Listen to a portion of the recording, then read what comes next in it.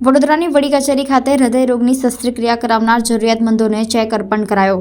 હૃદયરોગથી પીડાતા દર્દીઓને તેમની સારવાર અર્થે વડોદરા મહાનગરપાલિકા તરફથી સહાય આપવામાં આવે છે। તે વડોદરા મહાનગરપાલિકાની વડી કચેરી ખાતે 6 અરજદારોને કોર્પોરેશન તરફથી 50,000 રૂપિયાની સહાય આર્થિક સહાયના ચેકનું વિતરણ કરવામાં આવ્યું। આ કાર્યક્રમમાં ડેપ્યુટી મેયર ચિરાગભાઈ બારોટ, સ્થાયી સમિતિના અધ્યક્ષ ડોક્ટર શીતલ મિસ્ત્રી, શાસક પક્ષના નેતા મનોજભાઈ પટેલ, દંડક શૈલેષભાઈ પાટીલ, સ્થાયી સમિતિના પૂર્વ અધ્યક્ષ અને corporator doctor હિતેન્દ્રભાઈ Patel, corporator Prafullaben Jethwa અને સભાસદ હરેશભાઈ જીનગર ઉપસ્થિત રહ્યા હતા। વડોદરા મહાનગરપાલિકા દ્વારા નાગરિકોને હૃદયરોગની બીમારીમાં જ્યારે શસ્ત્રક્રિયા કરાવવાની થાય ત્યારે આર્થિક સહાય ₹50,000 સુધીની આર્થિક સહાય આપવામાં આવતી હોય છે। આ આર્થિક સહાય લેવા માટે આપણા વિસ્તારના કોર્પોરેટરનું સૂચન કરાવવાનું હોય છે।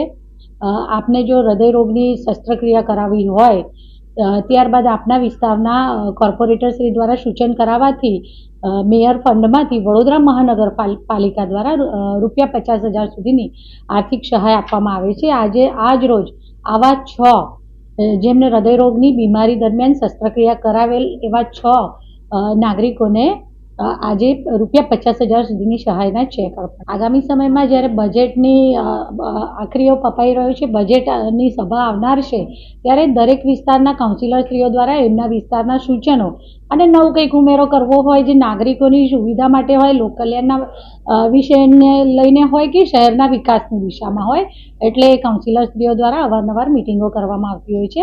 એવી એમના વિસ્તાર માટેની પણ થોડી રજૂઆતો હતી જે અમે સાથે બેસી અને એ વિશે ચર્ચા કરી। સૂચનો આવ્યા છે, જે સૂચનો વિશે વિચાર વિમર્શ કરી અને ક્યાં સમાવેશ કરવો છે, કેટલા પ્રમાણમાં કયા જરૂરિયાત વધારે છે, પોસિબિલિટીઝ શું છે, બધું જોઈ અને એ પ્રમાણે બધા જ કાઉન્સિલરશ્રીઓ પાસેથી આવેલા સૂચનો અંતર્ગત એ વિષયો લેવામાં આવશે।